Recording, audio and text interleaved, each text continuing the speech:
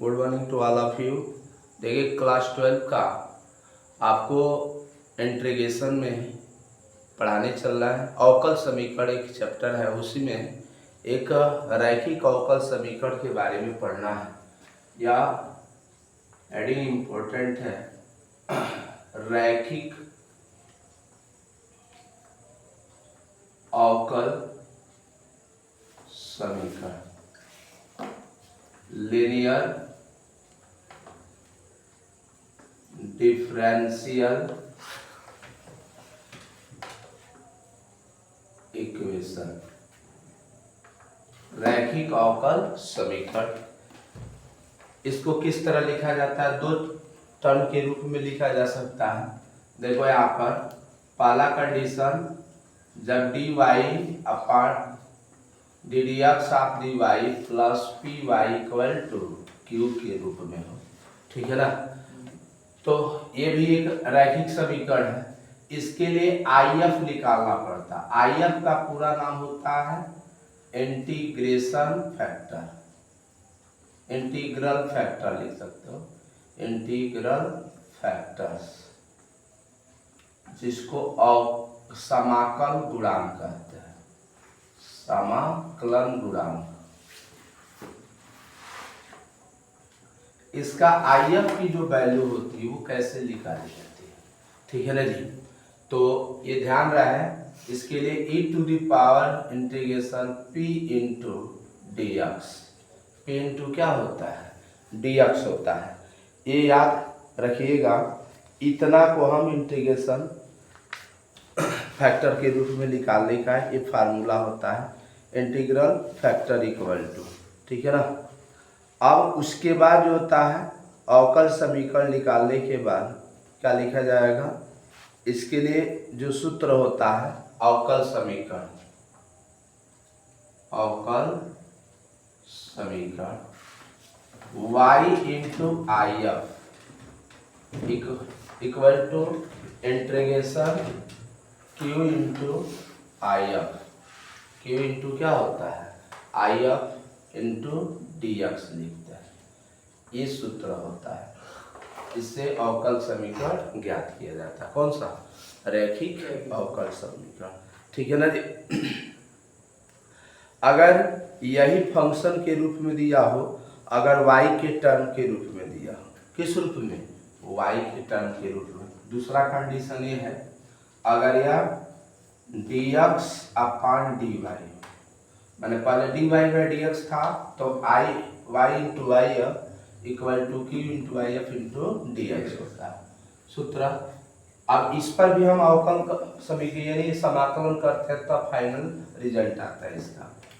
Plus यहाँ पे p x equal to q, q वाला टर्म इसमें एक्स के रूप में रहता है और इसमें क्यू वाला टर्म किस रूप में रहता है? वाई के रूप में।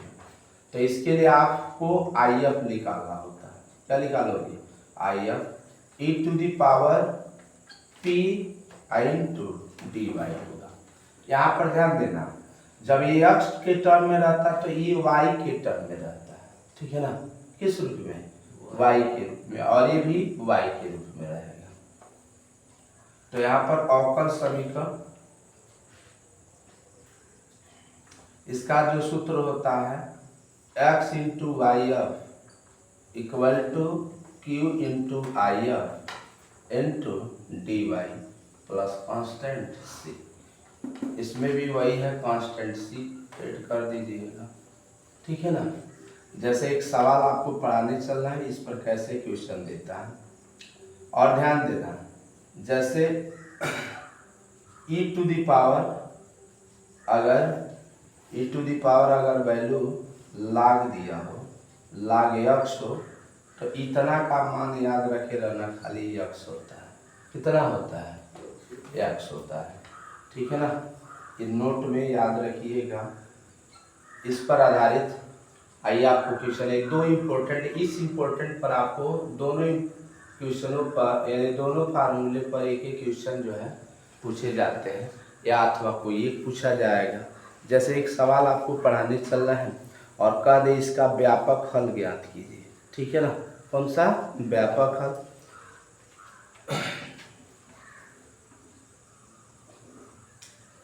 इक्वेशन है d y d x plus y equal to cos x, y equal to cos x का व्यापक हल ज्ञात कीजिए या अवकल समीकरण ज्ञात कीजिए, यही पूछेगा। ठीक है ना। कैसे, यहाँ पर प्लस है, आपकी किताब में माइनस दिया है, हम अपने पास लिख।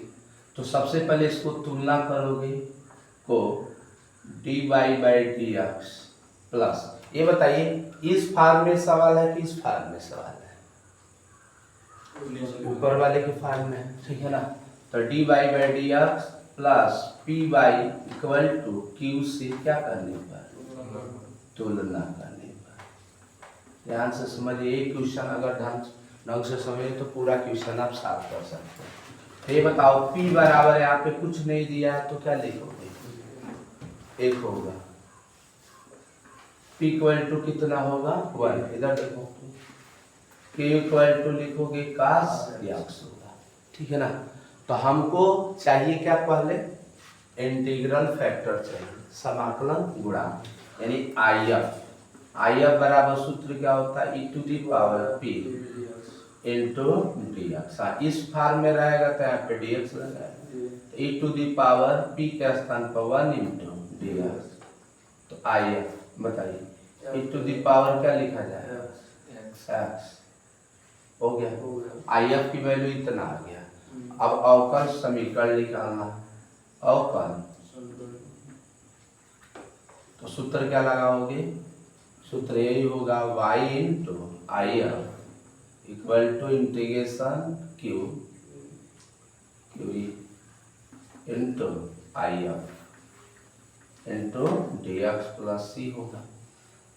अच्छा, सी बाद में यूज कीजिएगा।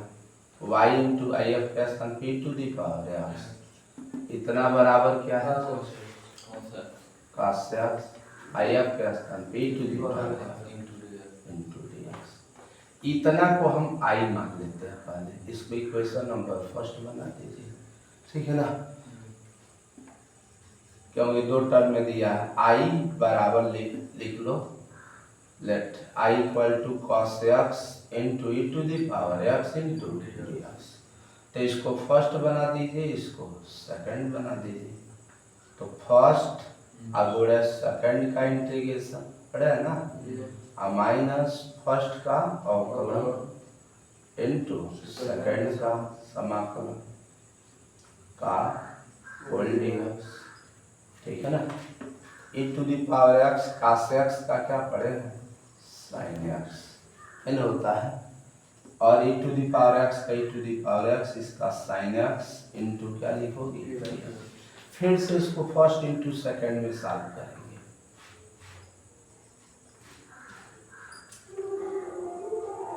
फर्स्ट और ये second, e to the power x into sine x into d x minus first का अवकलन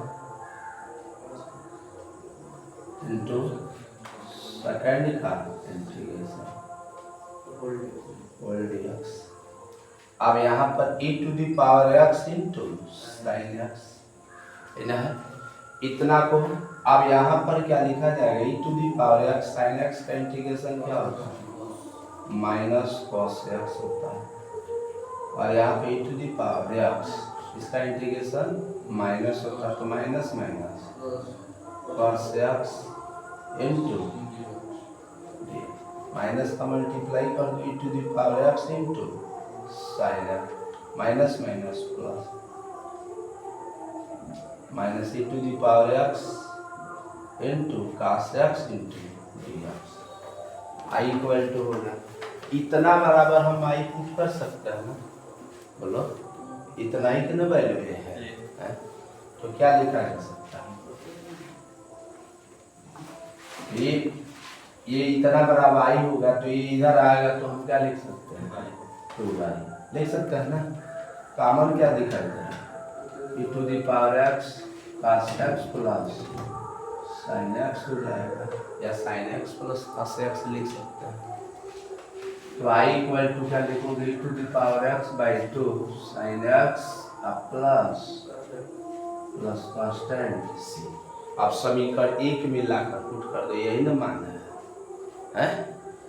इतना कहा, इतना ही करना हल किया है वो, तो लिख सकते हो समीकरण एक से y to the power x बराबर e to the power x by 2 और sine x plus cos x plus constant c, यही आपका अभीष्ट अवकल समीकरण है। ठीक है ना। अगर इससे इजी क्वेश्चन अगर आपसे पूछा जाए तो कैसे सॉल्व करेंगे? ठीक है ना। तो इस आधार पर अगर क्वेश्चन दे दे तो आराम से क्वेश्चन को क्या कर सकते हैं, सॉल्व कर सकते हैं। आइए क्वेश्चन थोड़ा सा इस मॉडल का बताते हैं, नीचे वाले की क्वेश्चन हो। अगर आपका दूसरा क्वेश्चन है d d x upon y d d y of x minus 1 by y into x, 1 by y into क्या हो, एक्स दिया हो, और इतना अगर क्वेश्चन दिया हो d y by d x है, अगर question x by y equal to मान लो 2 बाई दिया, इक्वल टू 2 बाई है, तो सबसे पहले इसको लिखोगे को d x by d y plus p x बराबर क्यू से क्या करने, तुलना करने पर। ये बताओ तो इसमें p बराबर क्या लिखोगे 1/y और q बराबर क्या लिखोगे 2y। ठीक है ना। पहले आई एफ लिख लो, I f e to the power integration minus 1/y into d y. तो 1/y का मतलब क्या होता है, माइनस log y इन होगा, माइनस को इधर भेज दो, e to the power log y पर माइनस 1 इन होगा। I to the power log का भी बताया है मान क्या होता है 1, और केवल बचेगा क्या y इनवर्स, y इनवर्स का मतलब 1/y हो जाएगा। अब अवकल समीकरण लिखो, अवकल समीकरण, इसका अवकल समीकरण क्या होगा, नीचे वाला फार्मूला लगाएंगे ना, क्या लिखेंगे x इंटू आई एफ की वैल्यू 1/y, उसके बाद q बराबर क्या चीज़ 2y और आई एफ की value 1/y into d y. ठीक है ना। तो यहाँ पर x/y होगा, y से y कैंसिल हो जाएगा, 2 बाहर निकल जाएगा, एक का इंटीग्रेशन क्या होगा y प्लस कांस्टेंट c हो गया। यही गुणा करा सकते हो, इधर आएगा तो 2y² प्लस cy, यही आपका करेक्ट आंसर हो जाएगा। तो ये इजी है। तो ये क्वेश्चन आपके 3 नंबर या 2 नंबर में पूछे जाएंगे, लेकिन ये क्वेश्चन जो पूछे जाएंगे आपके कितने नंबर में। मैं आशा करता हूँ कि जो भी वीडियो को देख रहे हो वह उसको अच्छी तरह दोनों कंसेप्ट क्लियर हो गया होगा। रैखिक अवकल समीकरण का इन दोनों पर अगर आधारित क्वेश्चन आपसे आता है तो किसी भी प्रकाशन की किताब से आप सेल्फ क्वेश्चन को सॉल्व कर सकते हैं। और अगर वीडियो अच्छी लगी हो तो कृपया इसे मेरे चैनल को सब्सक्राइब करें, वीडियो को लाइक करें और ज़्यादा से ज़्यादा अपने दोस्तों के ग्रुप में शेयर करें। Thank you for watching.